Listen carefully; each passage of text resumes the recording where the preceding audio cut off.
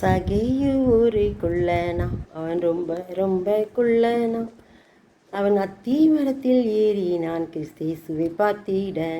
இதனால கூட லூக்கா எழுதின சுவிசேஷம் 19ஆம் அதிகாரம் 5ஆம் வசனத்தில் இயேசு கிறிஸ்து சொல்கிற ஒரு அதிகாரமுள்ள ஒரு வார்த்தை, அன்பான ஒரு வார்த்தை. சகைவே, நீ சீக்கிரமாக இறங்கி வா, இன்றைக்கு நான் உன் வீட்டிலே தங்க வேண்டும். பார்த்தீங்களா, சகை ஆண்டவர் எப்படியாவது பார்த்தோன்னு, இயேசுன்னா எப்படிப்பட்டவரோ, இயேசு எப்படிப்பட்டவரோ அப்படின்னு சொல்லி அவரை பார்க்கறதுக்காக அவன் குள்ளனாக இருந்த அப்படின்னால ஒரு அத்திமரத்தின் மேலே போய் இருந்தானா. அவன் நினச்சான் அவருக்கு தெரியாமல் நம்ம அவரை பார்த்துடலான்னு. ஆனால் அவர் எல்லாவற்றையும் அறிந்தவர். அவனை பார்த்துட்டு உடனே சொல்லுவார், சகைவே, நீ சீக்கிரமாக இறங்கி வா, உங்கள் வீட்டில் நான் தங்க வேணும் அப்படின்னு சொல்லிடுவார்.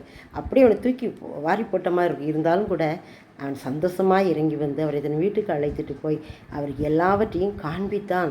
ஆண்டவரே, நான் எதையாவது அநியாயமாக வாங்கினேன்னா நாளத்தின்னு நான் திரும்ப செலுத்துதே அப்படின்னு சொல்லி பாவ அறிக்கையும் செய்தான். நாமும் நம்முடைய கர்த்தராகிய இயேசு கிறிஸ்து வீட்டுக்கு அழைத்து கொண்டு போவோம். நமக்கு பெரிய ஆசீர்வாதம் அங்கே காத்திருக்கு. இயேசுவின் மூலம் ஆமென்.